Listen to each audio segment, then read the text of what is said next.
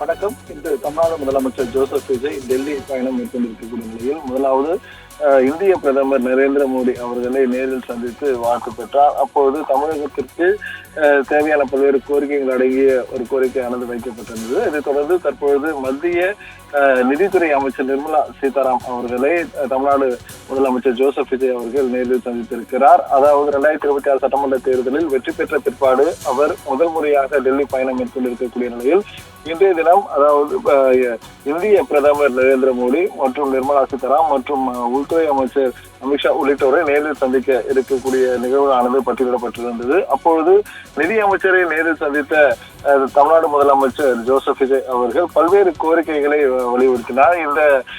இதில் முக்கியமாக என்னவென்று பார்த்தோமானால், இந்த சந்திப்பில் விரிவான வளர்ச்சி பெறுவதற்கு மாநிலமாக தமிழ்நாடு திகழ்ந்து வருவதாகவும் அவர் குறிப்பிட்டிருந்தார். இத்தகைய வளர்ச்சி மேலும் ஊக்குவிக்கும் வகையில் முக்கிய உட்கட்டமைப்பு திட்டங்களுக்கு முதலீடு செய்வது இன்றியமையாதது என்றும் தமிழ்நாடு முதலமைச்சர் ஜோசப் விஜய் தான் தெரிவித்திருந்தார். இதைத் தொடர்ந்து தமிழ்நாட்டில் வளர்ச்சி தேவையான துறைமுகங்கள், நெடுஞ்சாலைகள் மற்றும் ரயில்வே திட்டங்கள், தொழில் வழித்தடங்கள் ஆகியவற்றுக்கு முன்னுரிமை அளித்து நிதி ஒதுக்கிட வேண்டும் என்றும் அவர் கேட்டுக் கொண்டிருக்கிறார். இது மட்டுமல்லாமல் தமிழ்நாட்டின் வலுவான கல்வி சூழலை மேலும் வலுப்படுத்தும் வகையில் தேசிய முக்கியத்துவம் வாய்ந்த கல்வி நிறுவனங்கள், அதாவது இன்ஸ்டிடியூட் ஆஃப் நேஷனல் இம்பார்ட்டன்சி என்ற நிறுவனங்களையும் மற்றும் அதே போல தமிழ்நாட்டில் நிறுவிட வேண்டும் என்று தமிழ்நாடு முதலமைச்சர் ஜோசப் விஜய் கேட்டுக் கொண்டிருக்கிறார். இது மட்டுமல்லாமல் அதாவது தொழில் நகரமாக இருக்கக்கூடிய ஓசூர், கோயம்புத்தூர் மற்றும் மதுரை ஆகிய நகரங்களில் பொது போக்குவரத்து